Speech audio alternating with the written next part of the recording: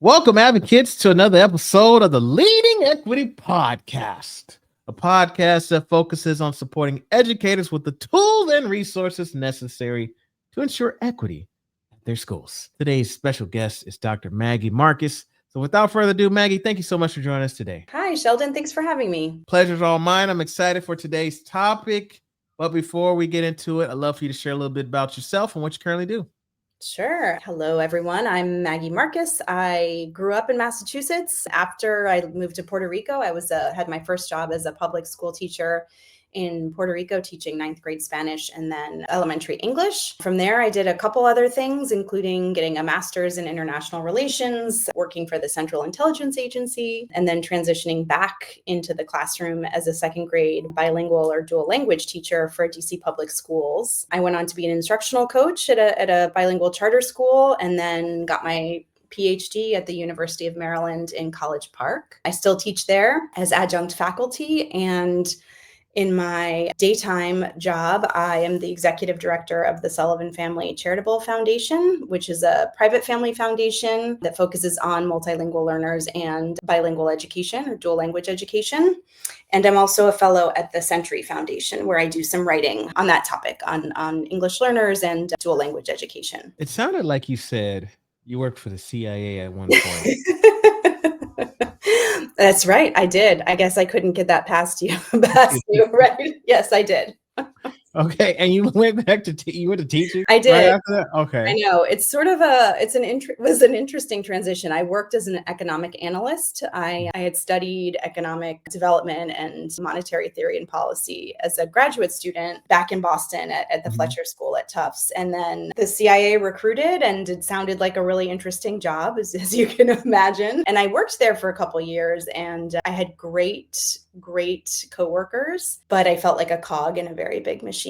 And I really wanted to be doing something where I felt like I was making an impact. And my husband was like, well, you liked teaching. What about teaching? Because I had earned a teaching certificate in Puerto Rico, I had a relatively smooth transition back to the classroom in DC public schools. But my co-teacher definitely thought that I was sent by the CIA to spy on him. So it was definitely an interesting and unusual transition for sure. I could only imagine the transition, like if people find out, like all the staff find out that you were a CIA agent, like, oh, what is she here for? Right. Well, let's get into the topic, because I'm excited and I'm interested to kind of get your take, because I'm working with a school that has a high population of multilingual learners. Specifically, Spanish is the language that is the home language for a lot of our kids at the school. And you have some ideas as far as building a robust teacher pipeline for bilingual learners or multilingual learners. And I kind of want to start there. I'd love to kind of get your take. What does that look like to you? It's a great question. A few things. One is, when I was getting my doctorate and I really was thinking about, I studied applied linguistics and language education, and my dissertation was all about stakeholder perspectives in a dual language program. So I did a lot of interviews with parents, school leaders, and then central office personnel. And one thing I really noted was just the lack of teachers, in how difficult it was to get teachers. For example, in one of the programs, even though it was a bilingual program or a dual language program, it was the para-educators that were providing the Spanish content, because the classroom teacher of record wasn't bilingual, didn't have the Spanish to do that work. I started thinking a lot about, one, the inequity there, and two, how can we think about a stronger teacher pipeline? I don't know if it's this way in the school where you work, but certainly in the DC area, there's a lot of teachers that come from abroad, that get visas. And of course, now it's even more challenging to get people to come abroad with visas because of different federal policies. There's a little more thought, I hope, around how to build a teacher pipeline locally. But that's something that I'm thinking a lot about. What's interesting is there's not a lot of, at least at the University of Maryland, and I don't think it's unique in this way, but there's not a lot of prep for teachers in working with multilingual learners. So maybe you have a course, maybe you have 2 courses, but there's not really a lot of room to build that out. And when they're pre-service teachers, you have general classroom teachers who don't necessarily know very well how to work with multilingual learners, let alone students who are multilingual themselves and might be able to work in that role. So one thing that I'm working on now is a pilot program for an early childhood teacher pipeline. Okay. And it takes a lot of coordination because the foundation is working with the National Center for Teacher Residencies, and they'll do the residency design academy, but you also need an institution of higher ed. So figuring out that partnership, and then lastly, the district it could also be a charter school or a school network, of course, but trying to put all those players in the same place to think through, what does the district need? Who's in the system already that might just need a bump to be a teacher of record? And then how can we get them on that pathway through designing a program with those players to address the issue that they have? So in DC, one thing that I find really interesting and promising, as I mentioned in that example about the paraeducators, is thinking through who's already in the classroom. What is the barrier? In many cases for paraeducators, it might be that they don't have a BA, or it might be that they have a BA, but their credits are in from a different country. There's some transcript hard credit transfers that are challenging. Making that jump and giving them the what they need to get to the same level as a teacher is a really good way to think about the teacher pipeline and who we have that's eager to take on that role. It could also be like parents in a community. It doesn't necessarily have to be people that are already in the school, but I certainly think that's a good starting point, because that they want to be there, and then being able to really build their capacity. Yeah, I agree. And some things that you brought up that had me thinking, because you mentioned a lot of our teacher prep programs, we often either lump everything together, like all the auxiliary services, such as your special education, gifted and talented, and then multilingual. That will all be kind of one class. So you might get a few weeks into that, or a unit or so onto that, but it's not necessarily a dedicated class.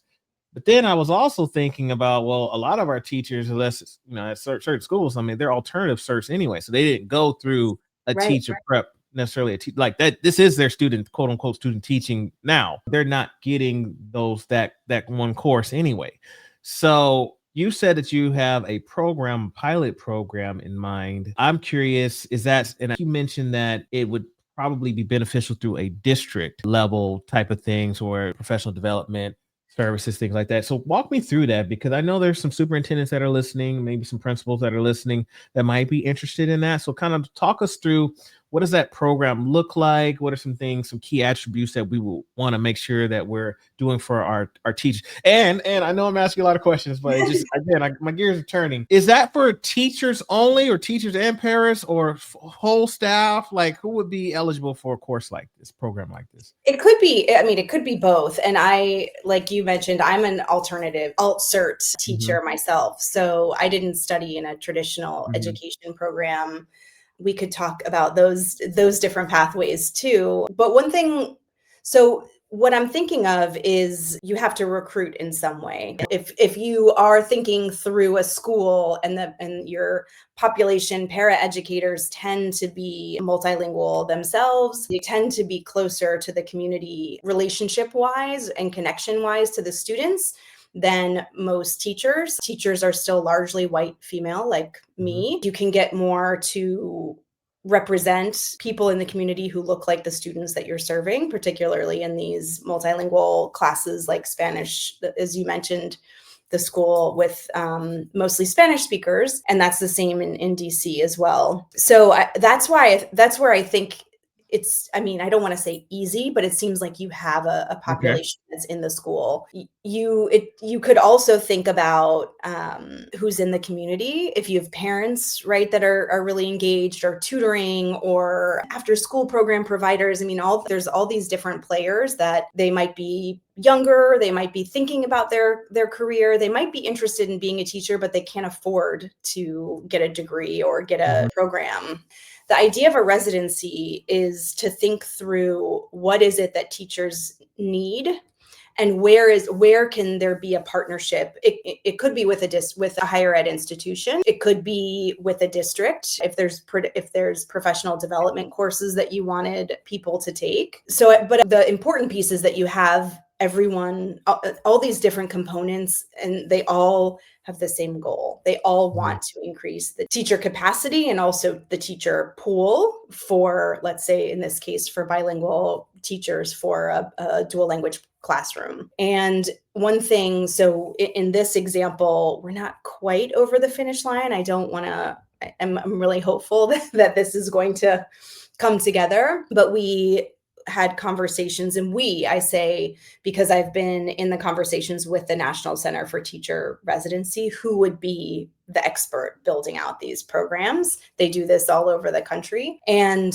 we talked to DC Public School HR department about, where are you missing teachers? What kind of capacity do you need? What challenges do they face? And all the way then to I'm hoping, if they're listening, University of DC, I really want this to come together, all the way to the University of the District of Columbia, to say, okay, how can we connect the pathways that they already have and the classes that they already have with what this population, let's say the paras, would need to be in a teaching capacity. So there's a lot of players that have to come together. One other thing we talked about is having, with a residency model, is paying people while they're in the classroom and in the class, like learning classroom. It would be ideal in that sense if they're already in the school system, because they're getting a salary from their paraeducator profession, but you would also need a principal or a superintendent who's going to give them permission to take classes on Friday, right? Or to leave an hour early to go to take a class on a Thursday afternoon, or whatever it is. So it is a bunch of people that have to really come together to create that. And it's really depends then also if you're working with the University of the District of Columbia, or if you're working with the University of Maryland, what do they already have in place for teachers? What are their classes that they already have that they offer? And then how can there's no like getting in the weeds with there's no micromanaging of their syllabus, but really thinking through, how can we enhance this, or what else do we need to add to make them multilingual learner ready? Okay. So bottom line, what I'm hearing is it needs to be intentional. Like, you need to recognize that there is a need and be willing to put in the work and effort in order to ensure that your staff is prepared. Now, you said multilingual ready. Define that, please. It means that they're ready to, this is sort of like I'm throwing it back at you, but that they are prepared to work with multilingual learners. So I could say ready to work with multilingual learners, but multilingual ready is that they feel, and not that whether or not they have training, I mean, presumably they have training, but that if you ask them, are you ready? Do you feel prepared to work with a multilingual learner? They would say yes.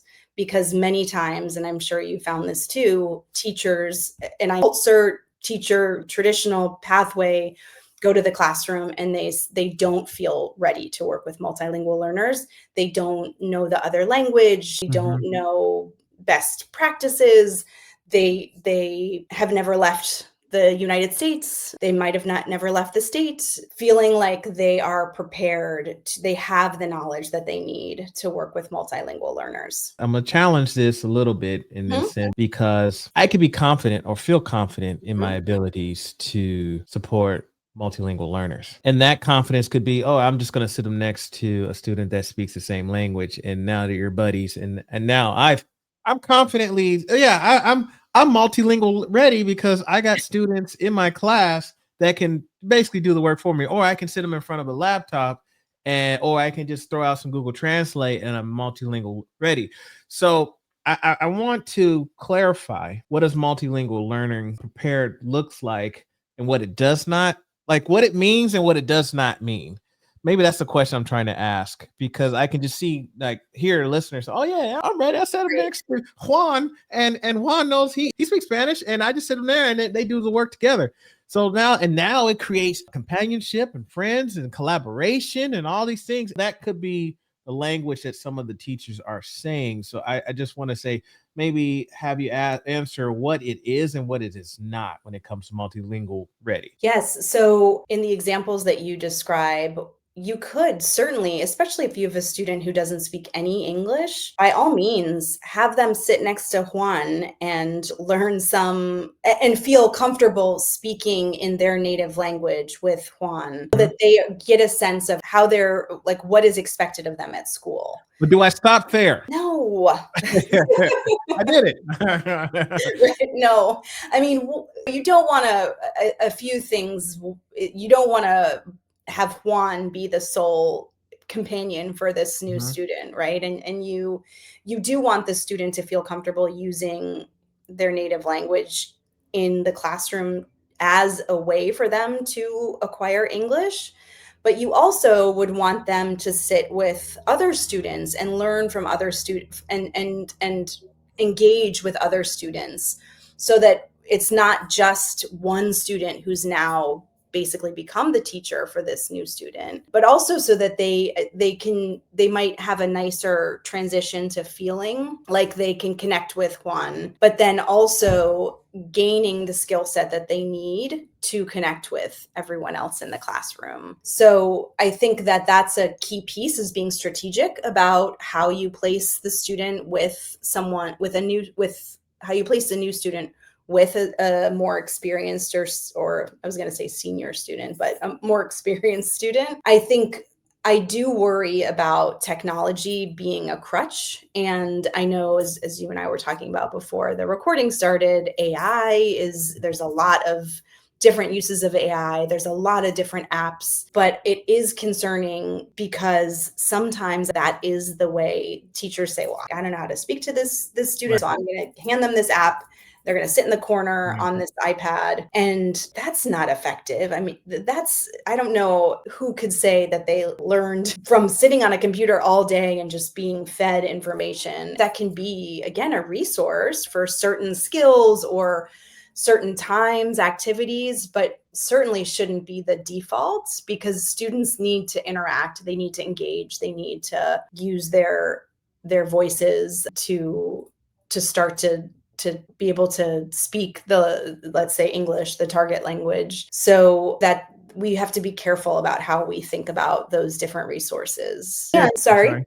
Go ahead. I was going to say, well, but I got 30 kids in my class, and I got 3 of them multilingual learners. It's easier for me to just sit them in the corner, put the laptop going, or sit them next to a buddy. And then that way I can focus on the other 27, so that they're not getting like, these are conversations that we hear. Totally. So, I'm saying that pushback, because it sounds easy. Oh yeah, just, we need to do better and make sure. But a lot of teachers are going to be like, well, I have 30 kids, or I got 25 plus kids, and I have 3 of them, or 1 of them, or 2 of them that English is not their first language. I'm frustrated because I don't feel like I have the support.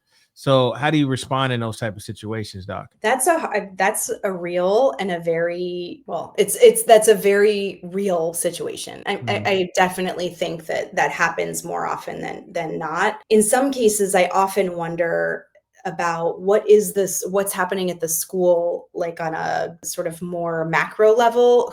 Are there ESL teachers? What is the model that the school is using?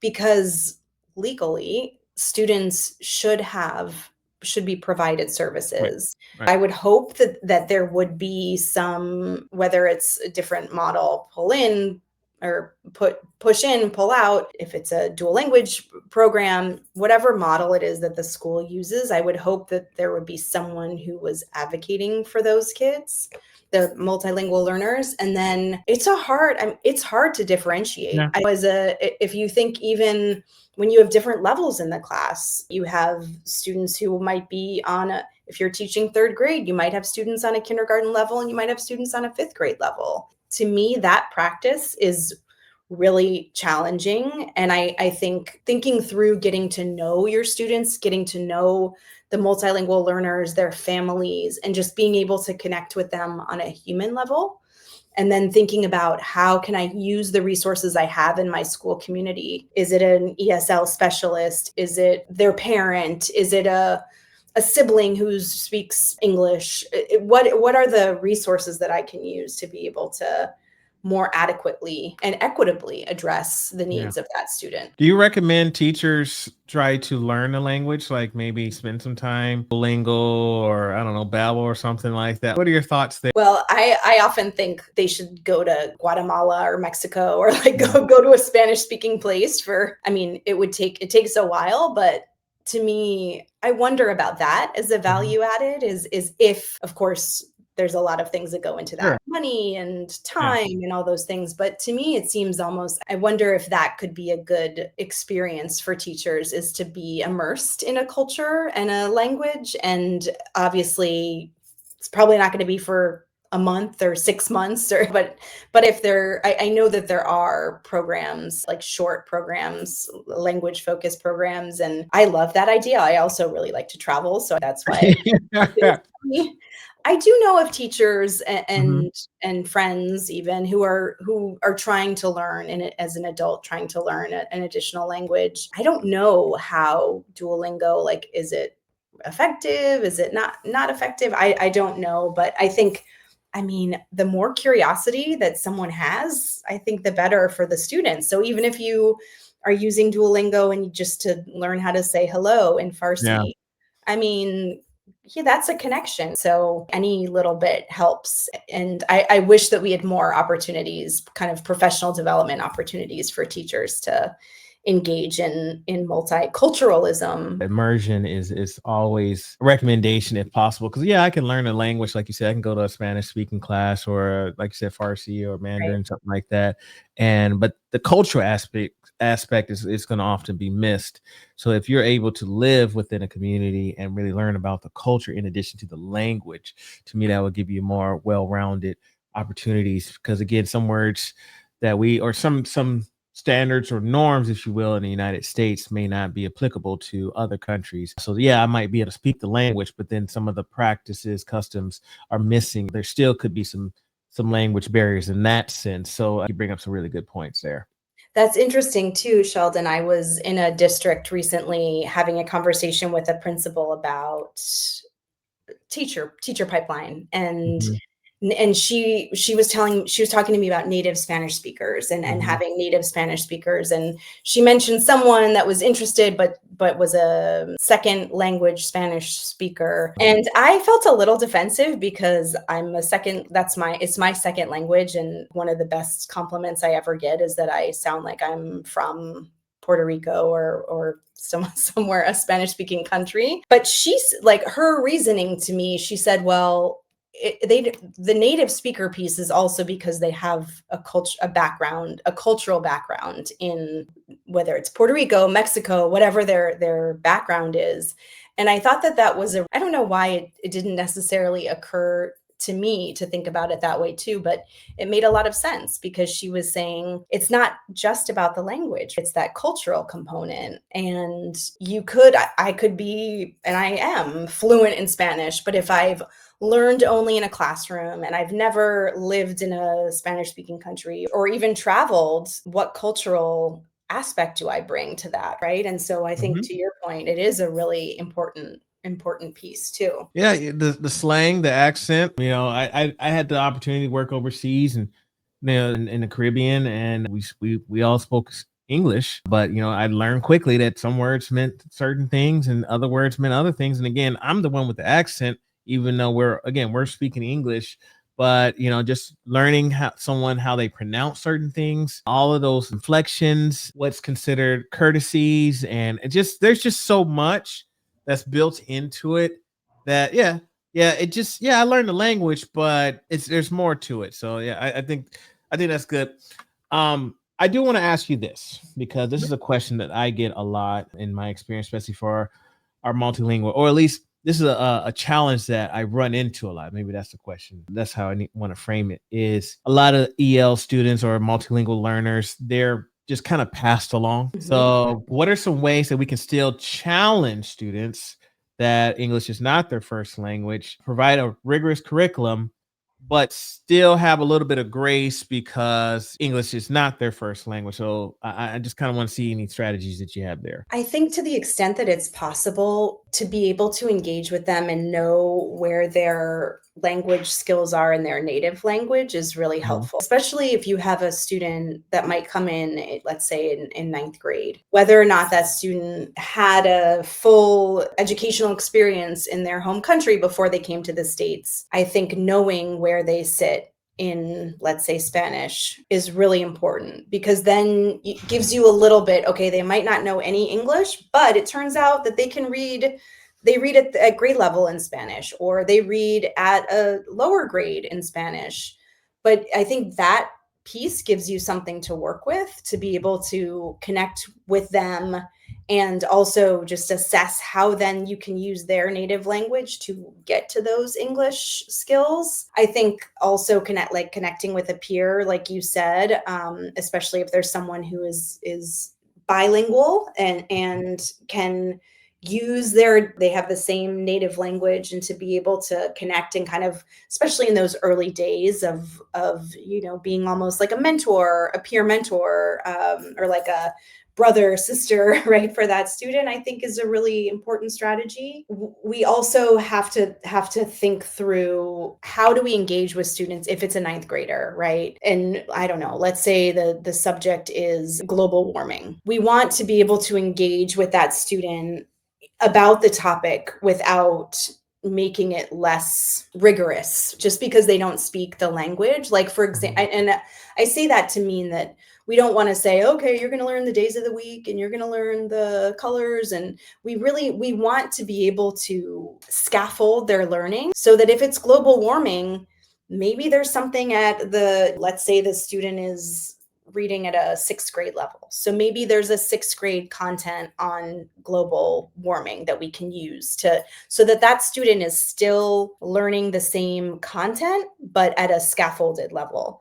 Of course, that's work. I mean, that requires some work. And in that case, then also thinking about who else is in the building that can help you learn what the background of the student, if the student has been in the States previously, also the resources, the ESL teacher, the school counselor, the parents, really getting to know those elements and those people in the student's life as well can be really helpful. Okay. Yeah. And it looked like you were going I to say know. something. I was trying to think. I mean, I do think it's so challenging, because I hear sometimes too with students that come in high school and they age out. They might be 18 and they're in ninth grade because they haven't been in school. And then they have to leave when they're, I don't know, I guess when they're 19. It's a disservice to students who might be motivated and interested to stay and learn and be able to go on to college. But when we have these, and I don't have an answer to what this should look like, but then when we have these kind of mandatory, like, oh, well, we're done with you, like, goodbye, it doesn't do anyone any good. So some of those pieces we need to think about too as a broader society. Okay. Yeah, I agree. I'll say this, Dr. Maggie. This has been, I've enjoyed this conversation, and it's just kind of got me thinking. And I hope those who are listening are also thinking about, what the future of education looks like. I know our statistics are leading more towards it's already over 51% of our student population is of color, which is probably going to be more likely that a lot of students are going to come in where their home language is not necessarily English. So as we think about AI, as we think about how the future of what our classrooms look like and our teaching force looks like, that we're very intentional with our practices. I would love for you to take us home with any final words of advice that you want to provide to our listeners out there. Sure. I would just say, stay curious, being curious to get to know your students, get to know your district, get to know their families, and really looking at them with a lens of curiosity and a lens of value, or an asset-based lens of where they come from and all the things that they know, and really being open to those conversations and to your self-learning is a really good way to approach working with multilingual learners, and just to approach being human. Approach being human. Yeah, perfect. Through Well, curiosity. if we have some folks that want to connect with you, what's the best way to reach you online? I am on LinkedIn, Margaret Marcus, and the foundation does have a website. It's Sullivan Family Charitable Foundation.org. Well, once again, I'm chatting with Dr. Maggie Marcus. Maggie, it's been so much of a pleasure. Thank you so much for your time. Thank you, Sheldon. I enjoyed being with you today.